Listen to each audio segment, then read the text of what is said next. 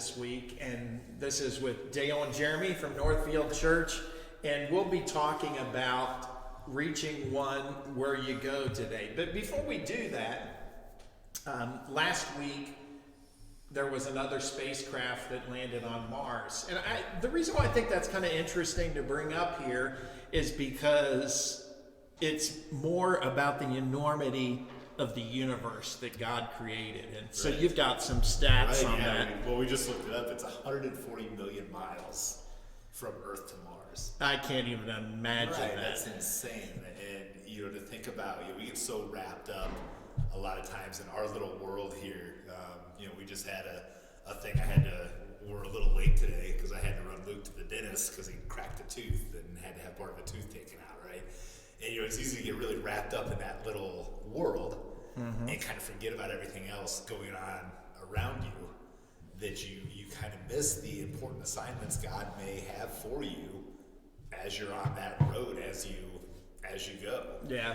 But it's insane, 140 million miles, and they can take this little, this thing the size of a minivan, I think, and plop it down on the, and it's a really incredible, if you watch any of the videos, like when they did the first rover that they put there, it's an incredibly violent landing, like going through the atmosphere and getting through there, what they have to do and how they deploy it. I haven't seen that. It's really crazy how they have to deploy it and what they have to do to get it to stop to the point that it'll land and understand like the atmosphere and everything. The science that goes into it is incredible. Yeah, it is. It is. But yeah, and aren't they getting pictures back from that they're now? Getting video. Or video? Yeah, they're getting video.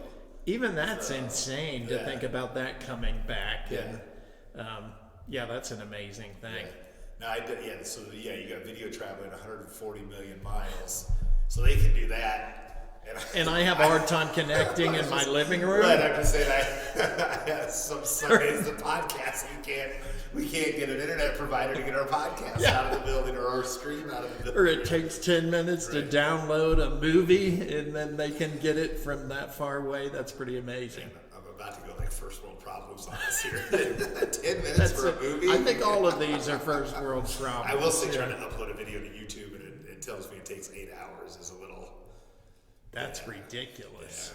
We need to upload speeds, but it's insane just how far away, but how big the universe is. And I mean, even backing that down to the world, there's a whole big world outside of just us. Right. And you think about Jesus' life as he walked the earth. He didn't stay in one place very long. It doesn't appear. He was constantly on the move. I mean, his ministry, I think, and you might have said it, I might be stealing your thunder a little bit, but his ministry was traveling all the time. Yeah, it was. Never really had. It was. And and really, if you go back to the Hebrew Scriptures, back to the Old Testament, God was really that way. He was not a God to be confined. Yeah. In there, I think maybe where I'm going with this, but he never asked anybody to build him a temple and build him a home. Right. David said, "Hey, you got to have a home," and Solomon finished it up, but God never asked for a temple. He never said. Yeah, he didn't ask for one, and he even told David, "Nah, I don't think I want you to make me a house." We don't need that. Like, he was out, to be among people. That's his, be among his creation. That's what he loves. So it's not surprising that we see Jesus traveling and interacting with people, and an amazing array of people. If you read through the different gospel accounts, and each one of these people, you've got 4 guys telling these stories of Jesus, so they of course are going to notice different things, right? Yeah. And the different array of people that you see around him. He wasn't selective. He didn't just heal like his people that were right around him. He did. Obviously, he raised Lazarus from the dead. That was somebody very close to it. Right. But right. You highlighted the story of Jairus in this, and I'm not certain. We're speculating a little bit here, but just given the position that Jairus had at the time, and I'm going to guess Jairus wasn't necessarily a friend of his ministry, right? He probably wasn't contributing to this traveling rabbi. Yeah. And it's funny because that's kind of the way some people are today, though. They don't pay attention to God until they're at the hospital in the emergency room, and then all of a sudden the prayers are going up. And I think that could have been, we don't know for sure, but that could have been Jairus' situation. Since he was a synagogue leader and they weren't big fans of Jesus, they're the ones that are going to put him to death, actually. he wouldn't have been, at least from his side of it, he wouldn't have been a friend of Jesus. No. We know that some of them did come around. Nicodemus is the biggest name, Yeah. but he took time. Oh yeah. And I'm sure there were some that were searching then, but it's kind of funny that Jairus might have been anti-Jesus, and then all of a sudden his daughter's about to die, and he knows none of his buddies at the synagogue can do anything about Yeah, it. But nobody you knows know, what to I've do. heard about this Jesus guy that we don't like. Yeah. I've heard he can do this. Which And that's what he did. right.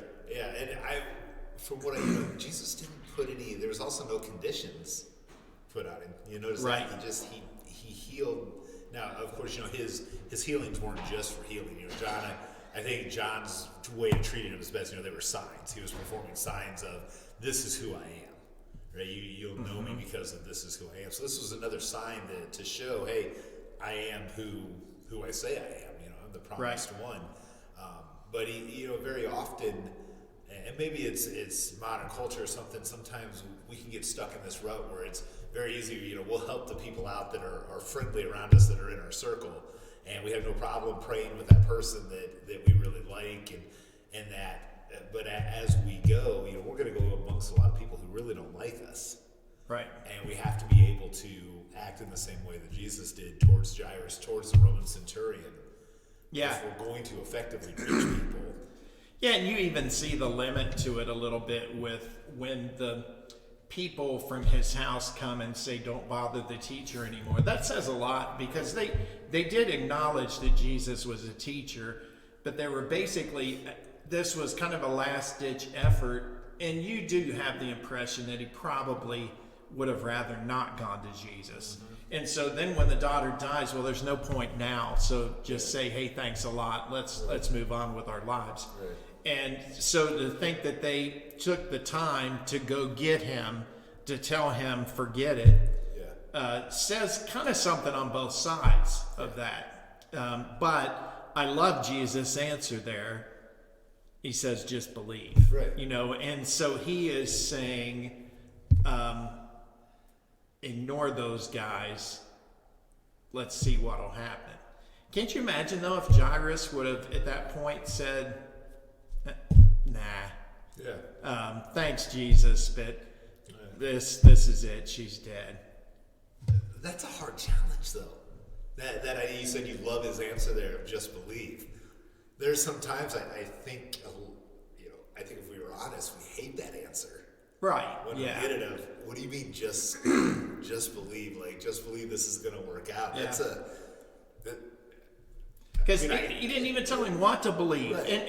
And that's fairly consistent, even in the Hebrew scriptures, that they don't say how this is going to turn out. Right. God doesn't tell us this is going to turn out. Right. So he didn't say, Just have believe faith, she's I'm going to raise her from the dead. Right. He didn't say that. Right.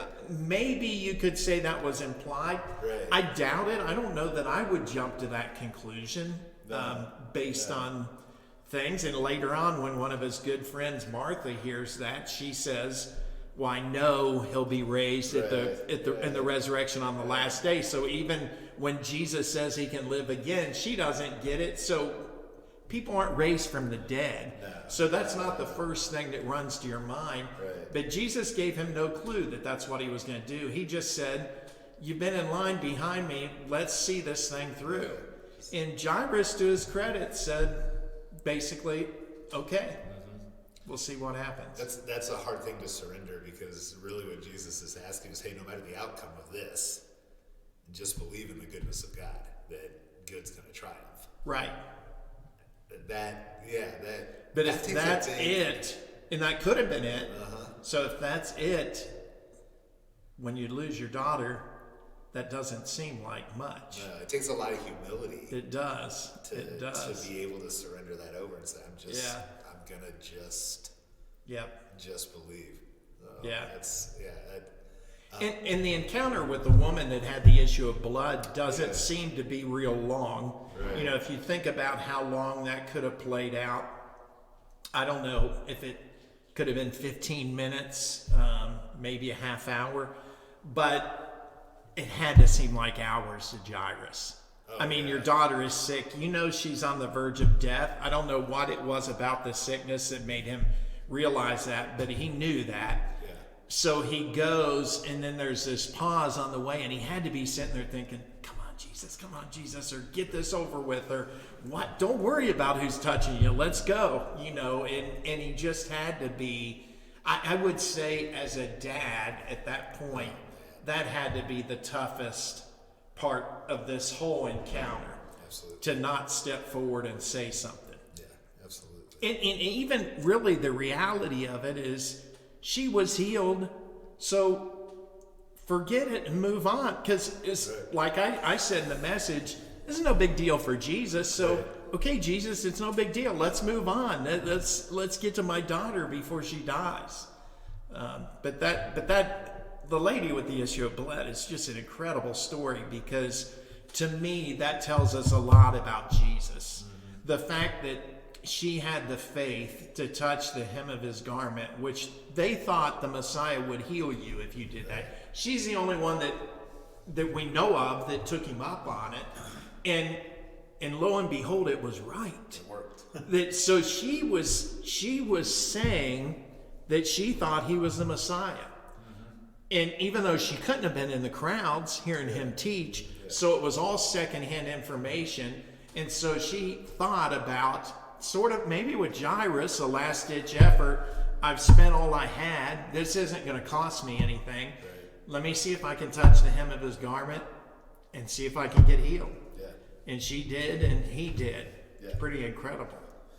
So we had these two examples of Jesus, these two different people, and two different ways he touched them. So what do we practically take from those stories when we take to translate that to our own lives, and as we go, what do we take from that? Yeah, well, I hate to steal your thunder, because this is what you said before we started this podcast, but that it doesn't matter who they are, they need Jesus, because I don't think either of those was a friend. I mean, they weren't necessarily an enemy, but I doubt that Jesus had knowledge of either one of them. Maybe Jairus, because of being a synagogue leader, but probably not the woman with the issue of blood. He probably didn't know them ahead of time.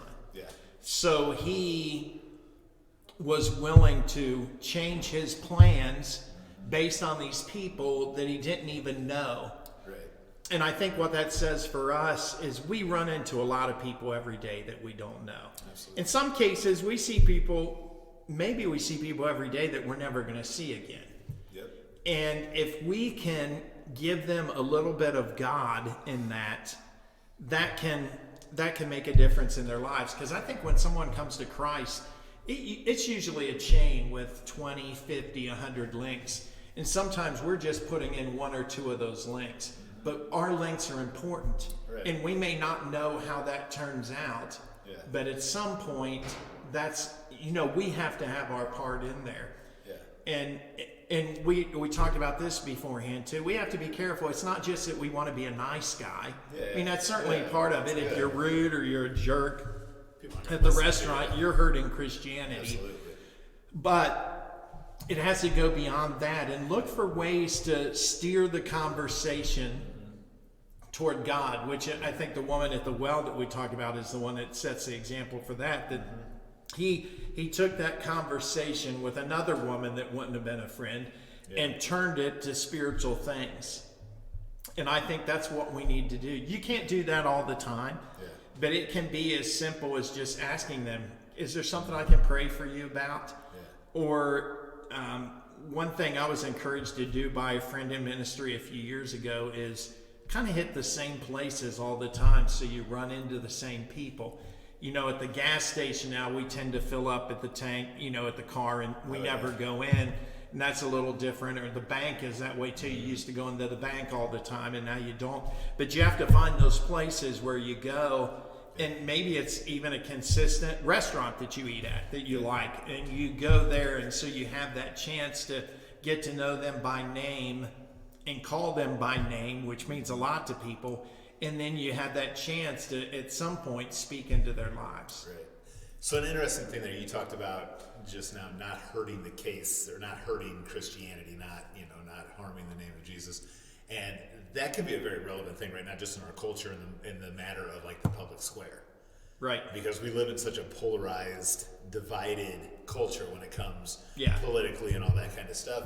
And while, we as citizens of this country very much have a right to be involved in that, and sometimes some would say a duty and an obligation to be a part of that, doing that in a way that doesn't harm our witness. Because I think what we've seen, recently over the last however many years is some people have harmed that witness out of their concern for political matters, sometimes non-biblical political matters. And, it does remind you that as we go, and even as we operate in there, that, our views on certain political matters are secondary to us being Christians and us sharing Jesus. And that can be a very hard thing when you're really passionate about. Especially now, stuff, because right. it's so hard because the political arena now is so electrified that you want to put your opinion out there. COVID's the same way. You got to be careful because people feel so strongly that you're entitled to your opinion, but you want to use it in a way that glorifies God, not in a way that does harm to his name. Right. And there are times where by expressing the opinion that we have, it can actually do damage. So we have to be careful. That doesn't mean that you can't call something sinful that's sinful. Right, absolutely. But especially on matters of opinion, which candidate you voted for, what you like about this, sometimes it's better to just keep that to ourselves and just share that with our closest people. But when you share that with non-Christians, because for one thing, sometimes people think they have to become a Republican to be a Christian, and that's not true. Not at all. And even to have certain views on certain issues, those aren't prerequisites to being a Christian. Even some of the issues that we consider very strong Bible issues, they don't have to have everything in the Bible right before they can become a Christian.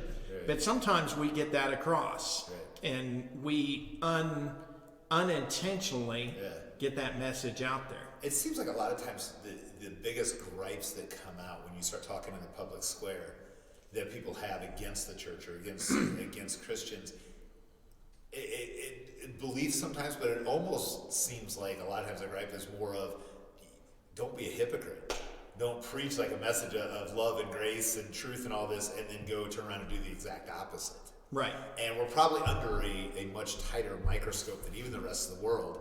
Just because absolutely. Of claiming, if you claim again, and I just like this phrase, I don't know why I use it, but I like the phrase, when you fly the Jesus flag, right? When you put that out, you're opening yourself up to scrutiny.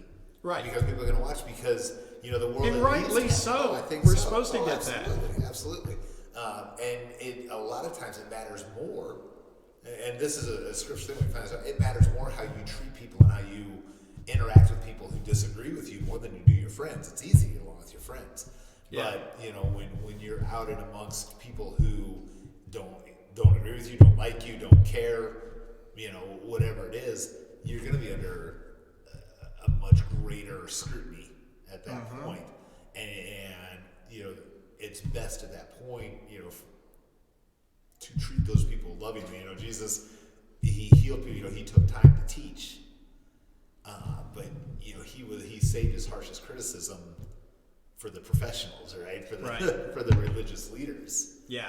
And I can kind of give you an example of what you're talking about from my own life, and we've talked about this some, but we go to Culver's a lot, and why is kind of irrelevant, but we go there a lot, and there's one gal there that a few weeks ago came out, and she was crying. And she said, I'm obviously not the church type, but I want would you pray for my dad? I just found out that he's got cancer. And I couldn't let that conversation go. And the last time I was there, two people even said, "Hi, pastor," to me, and I'm not their pastor. It's funny that they know that, and that's one thing. We're in a small enough town that when we're out, people know with us, so we've got to be careful. But what I said to her is, I said, I'm curious, why did you say you obviously don't go to church? And she said, because I have a bunch of tattoos and a bunch of piercings and I cuss a lot. And I thought, it's interesting. We have people who attend here that do all three of those Right. things. Sometimes on I'm Sunday not morning. saying they should do the third one. Sometimes on Sunday morning. The piercings and the tattoos aren't as big a deal as she thinks. But it's interesting that she would think that. Right. And so then that gives me a barrier that I've got to get past. That, I mean, you can't take off tattoos. You can get rid of piercings, I suppose. Those go away if you take it out or whatever. But I want to follow up with her and say, that doesn't disqualify you. Right, Jesus didn't say, I'm dying on the cross for your sins unless you put a tattoo on. Right. So, but that just shows you that a lot of people in the world, and part of it's our fault, a lot of it's theirs, but they have this idea of what you have to be a Christian that just isn't true. Yeah. I think I might differ a little bit. I think a lot of it comes down to our fault. Yeah. That perception in my mind, anyways. I think because, and I say it because if we would stick to preaching Jesus and leave the other stuff out, I think that's where we get in trouble, is when we get away from the message. So again, when you think about where we go, or as we go, or however we want to phrase that, where we go and when we go, if we're bringing the message of Jesus, that is what's going to be heard. If we're leading with something else and then coming on the back, I Right. read somewhere, I used it in a sermon, it was a while ago, but someone said, it was another Christian leader, but they said evangelize the gospel, right? Keep the gospel out front. Don't evangelize the conspiracy. Don't evangelize the political point. Don't evangelize all of that stuff. Don't evangelize the party platform. Evangelize the gospel and let all that other stuff fall into place. Right. And even, I think you said it before, even on some of our hot button issues, that doesn't matter. Right. I mean, at some point, I think there's some growth, and some we talk about taking faith steps. So I don't want to, there's things that you look at somebody who's been around Christianity, claims to be a really mature believer, that you would expect certain beliefs and certain things. But somebody who's just coming and saying, I need hope, I need a reason to believe, I need a reason to wake up tomorrow morning.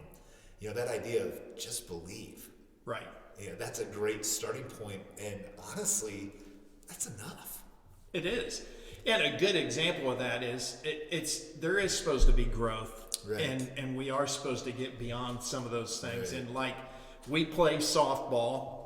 I'm on the field. I don't know if you can say I play, but you're a tremendous athlete. But so in softball, if we had somebody on our team that was a new Christian, yes, and they grounded out or hit a pop up and cussed, my concern would be what the other team would think. But as far as from them, I wouldn't think anything of it. Right. You don't have to quit saying cuss words to become a Christian. Right. Now, the other side of it is if you popped up, which I know you can't imagine because you never do that, but if you happen to pop up and you let out a cuss word, then I'd have a problem with it because you're supposed to have grown beyond that. But to come to Christ, and that's what gets in the way so often, and I think it is our fault, we put that across, is sometimes we give them the impression that they have to clean up first, and then maybe Jesus will accept you. But that's not the way it is at all. You don't have to change one thing to start your journey, but then he's going to change it after that, and he won't leave you the same. It might be, sometimes when we get a twist, this just hit me, but, we might get a twist around a little bit that, the expectations on us as followers are far higher than somebody new, right? Yeah. But sometimes we want to twist that around of, okay, you got to do this, then you're okay. It's right. It's almost like starting a kid in fourth grade on physics. And then bringing them along. It is, exactly. Mathematics 12 years later, right? So we do this, and we pump them all full. Okay, make sure you do this. And then you kind of wonder, well, why do people run away from the faith? Why do you think because you're expecting them to do what can't be step done. 12 and step 1, right? So, because that's a great example, because eventually they'll be able to do physics, but if you force it on them at that point, they think, I can never do this, and they'll never try. Right. But if they work their way to it, they get there, and that's what it is to grow in Christ. And the things you grow into that are concern are not a concern right away, right? Because most of the world really, if you take a non-Christian person, really, they could care less of our beliefs on things that are really important to us, marriage and abortion. You take that. a new person coming into the church, right? They may not care. They're looking for, hey, I need hope. I need something here. And while that's, again, I don't want to downplay the importance of it, but if we say, okay, hey, before you come in here, by the way, you better have this view on sexuality and this view on abortion, or you can't belong, you don't have a place here, right? Well, then that just feeds into, and I wonder how, you think about the example of Jesus, someone coming into his presence. I've not seen a point, outside of, I think of the rich young ruler, right? There was a guy who knew, who should have known, and he said, hey, sell everything, clear your heart, right? He didn't say that to the guy walking up that had no idea who he was. Right. He said that to someone who should have known, who claimed to be a follower, he said, hey, I'll do anything I can. He says, all right, I want your whole heart. And the guy's like, oh, the other person, just, coming to him, and I'll go back to Jairus, hey, just believe. You're right.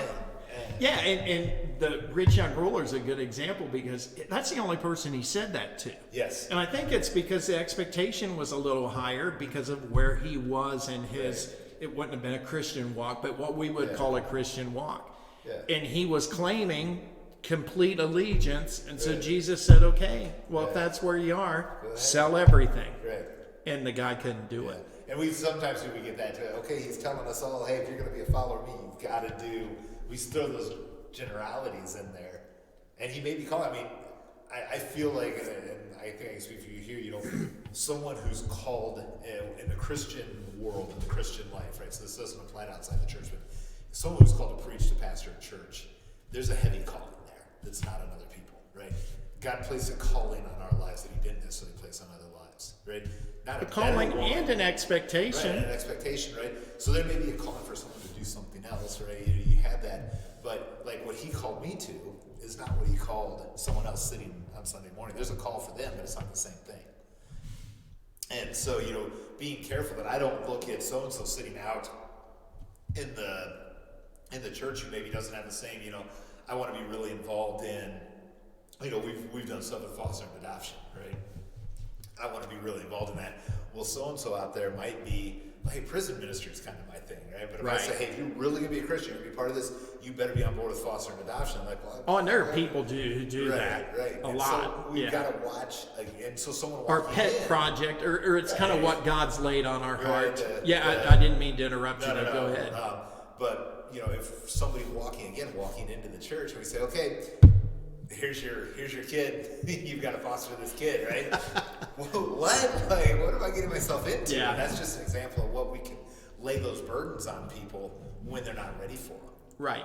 And I'm starting to see the beauty of it. I kind of said at the beginning when you said just believe is what you loved, and coming around to it, there's a simplicity there. Yeah. That, and Jesus didn't come to sow confusion at all. He didn't want it. It was just believe. Right. There's a simplicity there that we can take, and we can take that simplicity to people. That's kind of the beautiful thing about the gospel. Yeah, and to use what you were saying, it's okay to fly the Jesus flag, but just fly the Jesus flag. Don't make them think that you have to agree with this and you have to live this way. You don't have to be in favor of foster care, adoption. That may not be where God is leading you, but Jesus is the flag we fly. Right. And just follow Him. Can I throw one other thing in there? This is kind of off base. But absolutely. We go to Jesus turning over the tables in the temple, right? And some people will look at that. Hey, that we can have righteous anger because Jesus. Right. And this took me a while to come to, but in no way Jesus never called any of His followers to do that. No. He went and did it for a very specific reason and to prove a very specific point to very specific people. But He didn't call us to go turn tables over in the marketplace and do that kind of stuff. That was Him and Him alone. It wasn't like all His followers dove in. And so that should be a lesson to us that as followers of His, doing what He tells us to do, right? And He gave us the parable, and I think you referenced it in there about when I was hungry, you fed me. When I was thirsty, people said, "Well, we never saw you hungry. We never saw you thirsty." What you did for the least. I'm really paraphrasing there. But it's an interesting because it's more likely because we want to attach to hey, let's go turn the tables over to the temple and let's do what we got to do. Let's cleanse this place. And Jesus is saying, no, don't do that. Like, I've got a different way for you to go. Yeah, that's a good point. I've never thought of it that way, but Jesus actually did that twice, and his disciples never did it. Right. And those 2 times weren't the only time that there was corruption at the temple. Right, yeah. So Yeah. so I don't think he in any way, shape, or form expected them to do that. Yeah. In fact, the times when they did get a little crazy, he rebuked them. I mean, Peter cut the guy's ear off. He put it back on and told Peter to put his sword away. And then when my they called down fire. Right, he wants to call down fire on these guys. It's like, wait, are you out of your mind? Like, Sounds like a couple of guys, though, saying that, hey, yeah. Jesus, call down fire on these fools. Let's burn them up. But his command to us, to how we relate to people, Paul put it, I love Romans 12. That's one of those chapters I just love to read. But at the end of it, he kind of, he tells them at the end, never take revenge, right? Leave that to the righteous anger of God. And I read a book recently that contended that as sinful people, we don't even understand righteous anger. Like, we can't trust ourselves to know if our anger is righteous or not. Like, even on hot button issues that we think, hey, this is a really important thing, we're too simple to even know if our anger is righteous. I like that. But I would say most of the time it's not. I think we should always assume it's right, not. It's not, right? And because he says, God says, I'll take revenge, I'll pay him back, right? Instead, I like this instead. So here's the command for us. If your enemies are hungry, feed them. Right? If they are thirsty, give them something to drink. In doing this, you heap burning coals of shame on their heads. Do not let evil conquer you, but conquer evil by doing good. And a couple things that we talked before that as a Christian, I don't know if you agree with me, I feel this way, that as a Christian, Jesus tells us we don't have enemies. Right? We take our enemies, we turn them into Yeah, enemies, I do right? agree with that. And I think a little bit with this, with the where you go thing, is he's telling us, not only do you not have enemies, you don't know any strangers. Yeah, exactly. And I've got Right. this, those of you listening to know our family, my daughter is kind of this way. She doesn't know a stranger. I mean, we go to the store and she is waving at people. She is happy-go-lucky, loves the people around her, right? Like, we got to keep an eye on her because she'll You just better. go, she goes Yeah. and makes friends. And so, but she's that way. And I think that, we think about a child like thing like that. Jesus is telling us here, hey, you don't know. You don't have strangers, right? Not only do you not have enemies, you don't have strangers. But what I really have at the end of this, doing so, you will heap burning coals of shame on their heads. And that sounds like, oh yeah, man, I'm going to get them back because I think that's really what he's trying to say there is you're going to create a fire in these people because they're going to be like, what in the world is this person doing, right? So that when you get a chance to share Jesus with them, it opens a door for you. Right. And I don't think you can just be nice to people and all of a sudden, I've never had this happen. I've never had somebody come up and say, why are you being so nice to me? Right? It really hasn't ever happened, but I have had opportunities to where I can go to someone to tell them about Jesus, and the fact that I was nice to them gave me an open door. Right. So whether they say something to you, you got to prompt the discussion. Doing that, you're creating a fire. You're heaping those coals that are starting to burn a fire on them. And don't let evil conquer you. Right? It's very easy to let the darkness overwhelm you and to do that, and then to lash out in anger. That when the evil conquers you, you lash out in anger. So when they've pushed you far enough, that's when when they arrest your teacher and you cut off a guy's ear. Evil's conquered you. I mean, Peter, at that moment, you can say, evil conquered Peter at that moment because he lashed out at that guy. Yeah. And as people in a society that maybe doesn't have it, it's very easy for us to want to lash out and turn tables over in the temple. Right. And Paul here is saying, conquer evil by doing good. So the greatest thing we can do in maybe a culture that is filled with evil is to just keep doing good. Yeah. Yeah, I think the way if you want to view strangers the way I think Jesus wants us to, is to view them as if you would if you were adopted and you found out that your biological brother was in town. Yeah. You'd want to go see them and meet them, Absolutely. get to know them. And those people that don't know Christ, our brothers and sisters, they just don't know it yet. Right. And so as we bring them into the family and help them to see Christ, it can make a tremendous difference. And so you made me think of that when you were talking about that he doesn't want us to see them as strangers. He does. He wants us to see them as brothers and sisters and help bring them along and make them that way. This is so important. Reaching one is important for us because we're all called to do it. And it's the only plan that God has for there's no salvation. plan B. It's us. Yeah. You know, he's not going to send Jesus back. Well, he's coming back, but he's not coming back to evangelize people. That's our job. And when he comes back, it's game over. Yeah. So we have to do that job. And it's a job all of us have been given, and we all make excuses for not doing it at times. But there's no excuse. We have to be the ones that put that link in the chain to help them to come to Christ someday.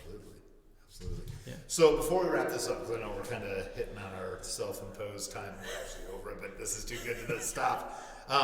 You quoted Richard Stearns from World Vision, and he kind of paraphrased Matthew 25 to the people who got the bad message from Jesus, bad report. And there's a couple of things that I've read this that I've seen this before, but it's been a while. But he said, I was hungry, but you went out to eat again. I was thirsty, but you wanted bottled water. I was a stranger, and you wanted me deported. That's an interesting one, because when I read that, right, I was a stranger, you wanted me deported. My first thought, right, what's the first thought going to be? Well, are you here legally or illegally? Right?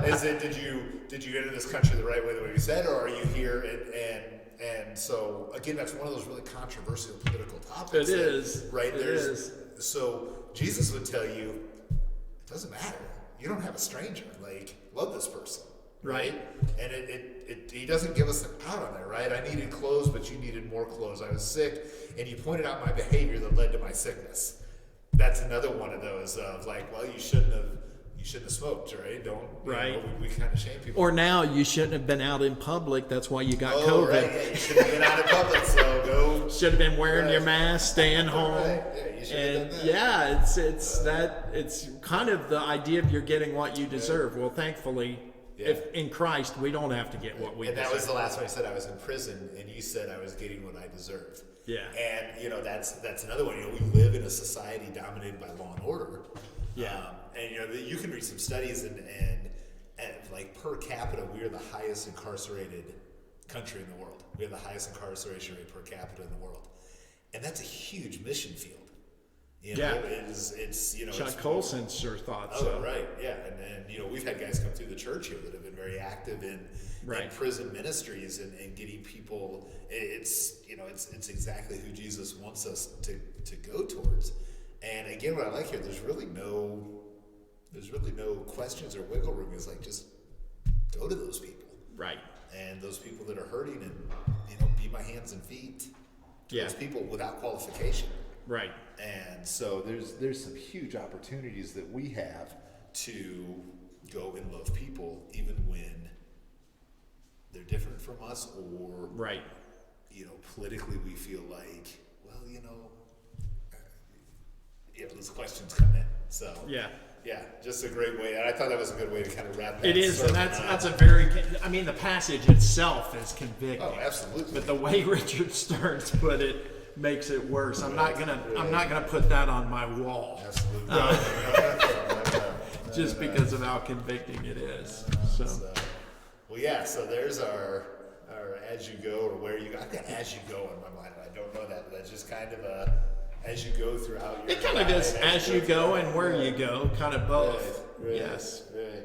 So a couple things coming up that if you're with us here at Northfield, you're at the church over the next couple weeks. This coming Sunday, we've got a discussion going on. It's called Taking the Plunge, and it's all about baptism. If that's a step you need to take. We'll talk about salvation in general, but specifically, usually the hurdle people have is baptism. Right. That's something that gets in the way. So we'll talk about baptism, and that'll be offered during both services this Sunday. Right. In case you're watching this later, it's February 28th is when that's going to happen. Yeah. So it'll be offered at 9 and 10:30 back in room 1 on Main Street. Very good. Okay. And then March 7th, the following Sunday, is Decision Day. Decision Day. And so we're hoping to have some baptisms from that and some people to make that decision. And you can make that decision anytime, but if having a day where we challenge that makes it a little easier, then that's what we're going to do. Right. Absolutely. Yeah. All right. Well, hey, that was a good talk. Absolutely. I've enjoyed this. Be a good lead up to Resurrection. We've got a couple more weeks on this specific sermon series, but we're going to kind of keep going with this topic of reaching one as we go through our other sermon series and as we get into Easter. And Yeah, this is going to stay with us. even though the sermon series may stop, right?